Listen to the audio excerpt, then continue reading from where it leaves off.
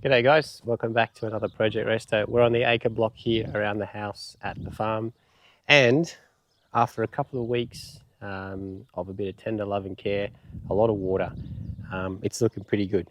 We were really worried for a while there because it really started to dry out and the ground started to crack up and things like that, but with a bit of water and a bit of love, it's come back really good. So we'll take you for a quick look around.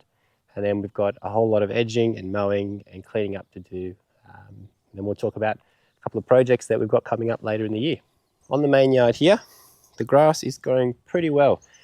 It was a mix of kikuyu and cooch before we seeded the Wimmera ryegrass. I think it was back in July or August we did that. We only did that because we were heading into October. At the end of October, we got married here and we wanted the yard and the grounds to look really good. So it did its job. It worked. Oh, it looked amazing. But we do expect that ryegrass to start dying out. And that's just what annual ryegrass does. So it's done its thing.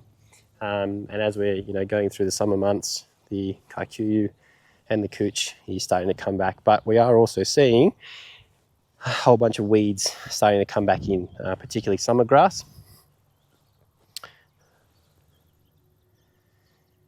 Aspalum, and a whole bunch of clover, all sorts of things starting to pop in again.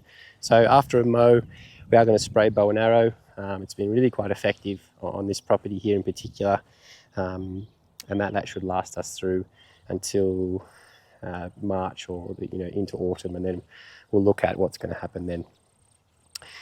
Up until now, we've been using a temporary irrigation system, which has kind of worked really quite well, but is not covering the whole yard. So that's a combination of impact sprinklers and wobble heads. They do the job, but they're not super effective in covering everything and every part of the yard. So long-term project, but which we probably start in the autumn, is some permanent irrigation here.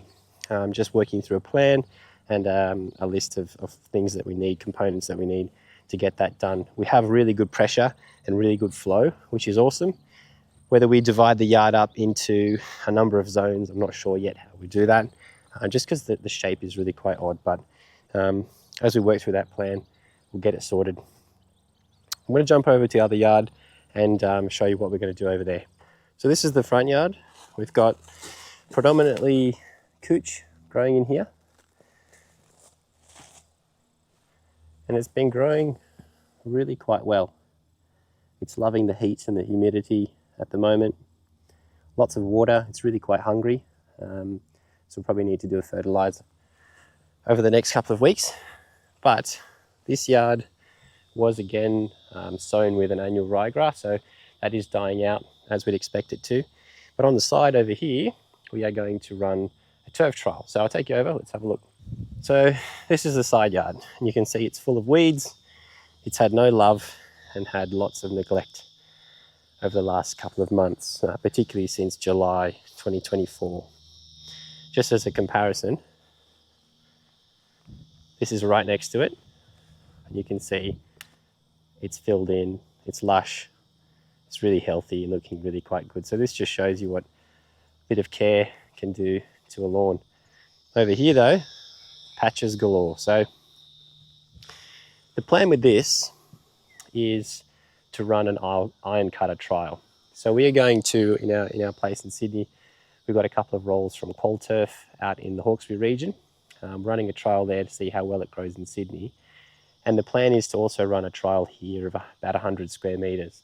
So the reason we are choosing IronCutter to trial here is for its drought and frost tolerance. It is a beautiful looking turf first and foremost, but it also performs really quite well in those conditions.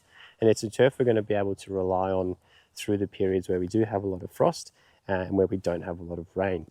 So it'd be great to trial it here, and hopefully we can get that planted over the next few weeks. But in particular, it's really not cost effective to turf this whole acre.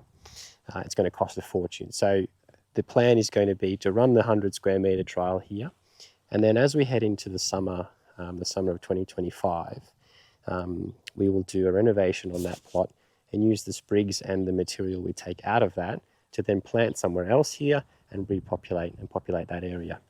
Once those renovations have taken place, it'll be really interesting to see how that turf then grows from a sprig and from the material we pull from that renovation on that trial plot.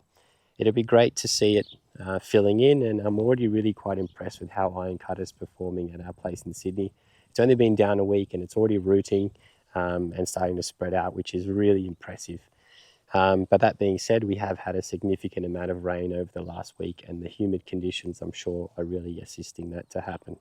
So today, we've got lots of mowing to do, lots of edging to do, and a general tidy up. And you're going to come along for the ride. So let's get into it.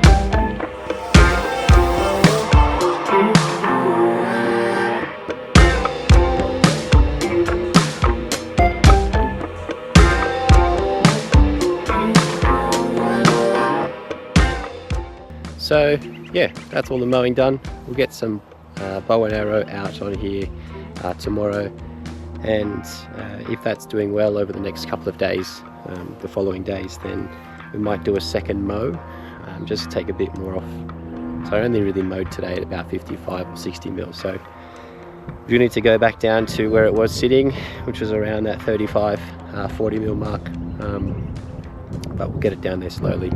Just want to be careful with how dry and how warm it is here, particularly over the next month. So that's it. Thanks for watching another Project Resto, and we'll catch you in the next one.